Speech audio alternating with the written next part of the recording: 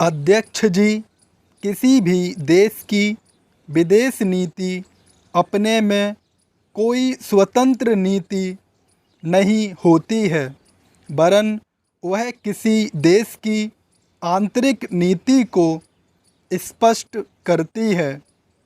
उदाहरण के लिए हम अमेरिका को ले सकते हैं। उसने अपने यहाँ अधिक अन्न पैदा किया और जब उसके पास अनाज फालतू बच गया तब वह अपने बकाया अनाज की बिक्री के लिए ऐसे देशों की तलाश करने लगा जो उधार पर माल ले सकते हों। किंतु हमारी आंतरिक नीति ने यह तय किया कि खर्चीले ढंग से सरकार चलाएंगे और स्वदेशी मुद्रा की कोई राशि हमारे पास नहीं बचेगी। हमने कर भी लगा दिए और मुद्रा प्रसार भी कर दिया। कुछ संकट पड़ने के बाद इस बात की आवश्यकता को नहीं समझा कि उस पैसे का कहीं अन्यत्र उपयोग कर सकें। श्रीमान, मुझे माननीय प्रधानमंत्री जी के इस कथन पर दुख होता है कि दुनिया के अमीर और गरीब देशों का अंतर लगातार बढ़ता जा रहा है।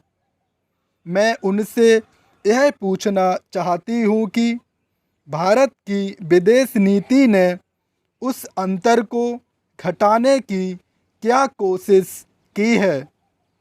क्या भारत सरकार ने कभी दुनिया की पंचायत में यह कहने की हिम्मत की है कि बालिग मताधिकार के आधार पर यूएनओ का चुनाव होकर एक संसद बनाई जाए?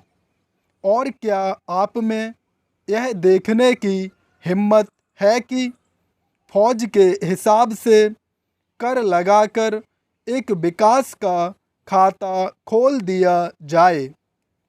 जो देश विकसित हैं उनके मजदूरों का 1 घंटा हमारे देश के मजदूरों के 100 घंटों के बराबर माना जाता है, क्योंकि उनके पास साधन हैं।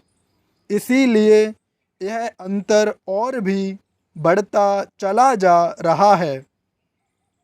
किसी देश के अंदर आंतरिक नीति में अमीरी और गरीबी का अंतर बढ़ता चला जा रहा हो और वह दुनिया के देशों में विद्यमान अमीरी और गरीबी के इस अभिशाप को समाप्त करेगा, यह समझ में आने वाली बात नहीं है। अब मैं आपका ध्यान एक और बात की ओर दिलाना चाहती हूँ।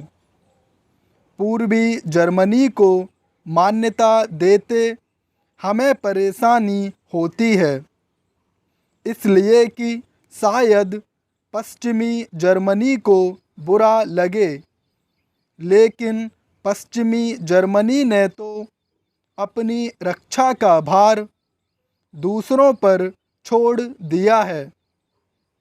उसने अपनी पूरी शक्ति इस बात पर लगा दी है कि अधिक से अधिक उत्पादन किया जाए।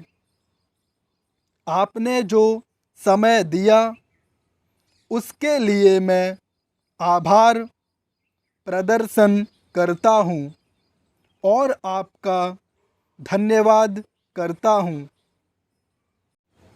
अध्यक्ष जी, जिस समय पाकिस्तान ने भारत पर हमला किया था, उस समय उन्होंने देश की रक्षा के लिए महत्वपूर्ण कार्य किया था।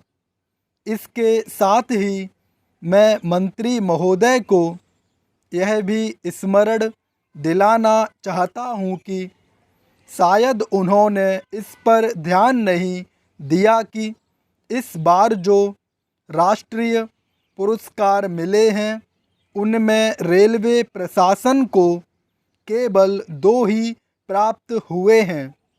जबकि मैं ऐसा मानता हूँ कि हमारी सेना के बाद अगर किसी ने युद्ध काल में सराहनीय कार्य किया है तो वह रेलवे प्रशासन अथवा रेलवे कर्मचारी और अधिकारी हैं।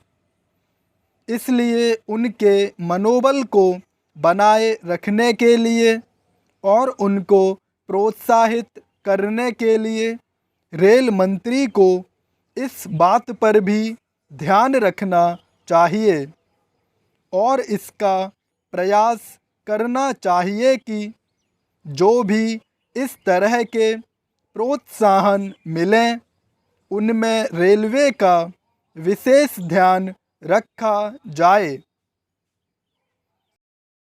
रेल मंत्री महोदय ने अपने वक्तव्य में भी रेलवे कर्मचारियों की प्रशंसा की है या उनको प्रोत्साहन दिलाया है, लेकिन यह प्रोत्साहन शांति काल में भी बना रहना चाहिए। रेलवे ने युद्ध काल में जो काम किया वह तो देश की रक्षा का महान उद्देश्य था, लेकिन उसके बाद देश के निर्माण में या गरीबी मिटाने के लिए जो युद्ध होता है उसमें भी प्रत्येक रेलवे कर्मचारी का मनोबल उसी तरीके से बना रहे। इसके लिए भी रेल मंत्री महोदय को कुछ कदम उठाने की आवश्यकता है। मैं ऐसा मानता हूँ कि वह किसी भी तरीके से करें, उनका तरीका कुछ भी हो, लेकिन उनको यह करना चाहिए कि जितने भी रेलवे कर्मचारी हैं, जो भी रेलवे को मुनाफा हो उसमें वह साझीदार हों।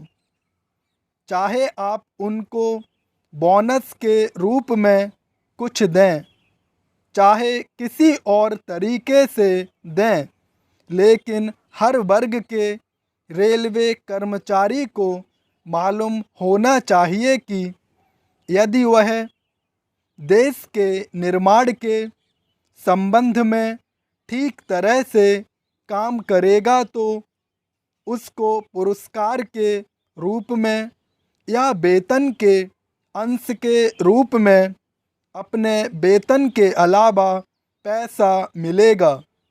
इसी प्रकार इस संबंध में मैं एक और सुझाव देना चाहता हूँ। स्वतंत्रता के बाद रेल प्रशासन भारत सरकार का प्रशासन हो गया, लेकिन यह लोकसभा एक विशेष उद्देश्य को लेकर चुनी गई है। यह उस कार्यक्रम का एक नमूना ही है। गांधी जी ने जीवन के सभी पहलुओं पर प्रकाश डाला था। धन को वे संयम से व्यय करने के हक में थे। स्टॉप।